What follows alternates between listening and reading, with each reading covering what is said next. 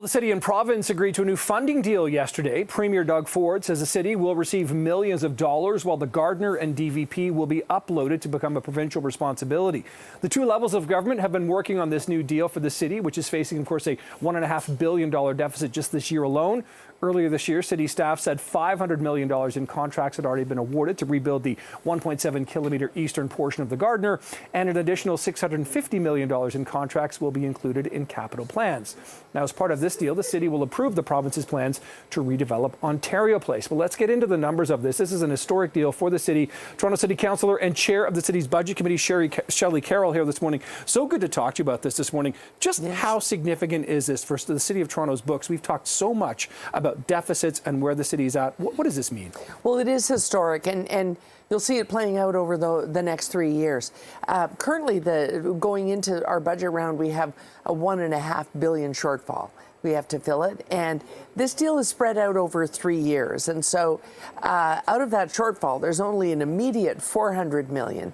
But if we also see in the near future participation from the federal government, there are a number of conditions that then kick in. $600 million new dollars to help us with the huge demand on shelters, as long as the province begins to take part in addressing asylum-seeking refugee claimants. That kind of partnership would mean a huge difference to the city's budget, and it's designed to spread out. The impact of the highways is in our capital budget, and so it won't be felt as immediately in all the services the city delivers. But over time, what it means to being able to repair other roads, being able to target capital repair in any number of things, the buildings that we operate, things like that we have been pushing back on repairing, we can now proceed to plan. So that's certainly good from a city perspective. What about from a city taxpayer perspective? What might this mean in the budgeting process in terms of, we heard, during the mayoral by-election campaign, taxes may need to, go up, 6, 8%, et cetera. What do you think now as the budget chief that this may mean for Toronto taxpayers? Well, we still need to look at a pretty tough year in 2024 because the impacts of the New Deal will take those whole 3 years to fully make an impact, but you are going to see improvement over time. And so we're going to be mindful of the economy right now, which is still a bit uncertain and very moderate, and really be prudent about the budget. We're going line by line through every division right now and getting ready to launch a budget the first week of January that will have a real control on spending, and it will include a property tax increase, and inflation is still high, and we've got to address all of that. But we'll begin to see the impacts rolling out over time of not having to push out capital. We can proceed with repairs. We can also take more from operating and put it into some of those capital needs that we have across the city. And it's interesting because people used to talk about this cut and that cut to staff, but now they just look at the general condition of the city and say something needs to be done. They're going to see that begin to ramp up. And so it's a real historic partnership. I'm guessing as budget chief, you probably slept a little better last night than perhaps you have, but I really want to get into this. The federal government came up a lot yesterday about federal government needs to come in and help out more.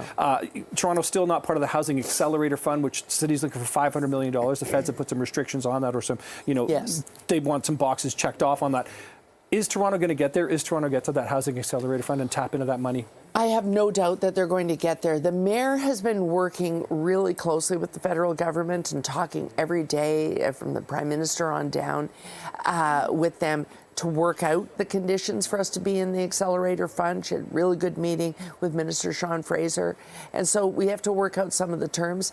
The good news is this, a lot of what they're asking for, we have already put in place. We have already done the gentle density in neighborhoods legislation that they need to see. We're looking at multi-tenanted housing. We set those conditions back 2 years ago, and we're rolling that out now. So there are things that are already on their way. And so those talks are going to continue, but where we really need to see them step up is on that pressure we have because asylum-seeking claimants are now overwhelming our shelter system that was overwhelmed by local residents already. And we need to see their share of that subway car purchase. That Scarborough subway construction is booming along, the provincial project. And so to make Line 2 go all the way to Shepherd and McCowan, we need those new trains and a new signaling system, and we need them to partner in that.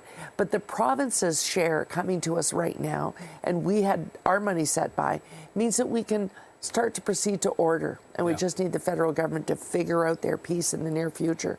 And it's going very well. Okay, we'll be watching this space indeed. Council and Budget Chief Shelley Carroll, thanks for joining us and talking more about this historic deal this morning. Appreciate the time. You bet.